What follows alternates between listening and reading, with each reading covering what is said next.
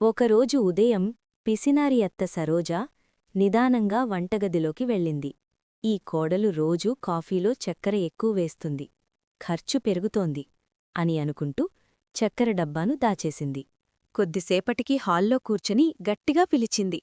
Lakshmi, coffee పెట్టు. సరే అత్తయ్యా. లక్ష్మీ వంటగదిలోకి వెళ్ళింది. చుట్టూ చూసింది, కాని చక్కెర డబ్బా కనిపించలేదు. లక్ష్మీ మనసులో, అరే, చక్కెర ఎక్కడికి పోయింది?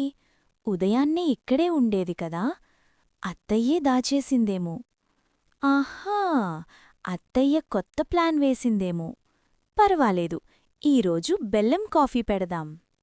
లక్ష్మి బెల్లంతో కాఫీ చేసి అందరికీ ఇస్తుంది. మామగారు కాఫీ తాగి, కాఫీ చాలా బావుంది. రోజూ ఇలానే పెట్టు. అత్త సరోజ కోపంగా చూస్తూ మనసులో ఇలా అనుకుంది. అయ్యో, ఇది బెల్లంతో కాఫీ పెట్టుకొచ్చిందే, నా ఆస్తి కరిగించడానికే నా ఇంట్లో అడుగుపెట్టినట్టుంది.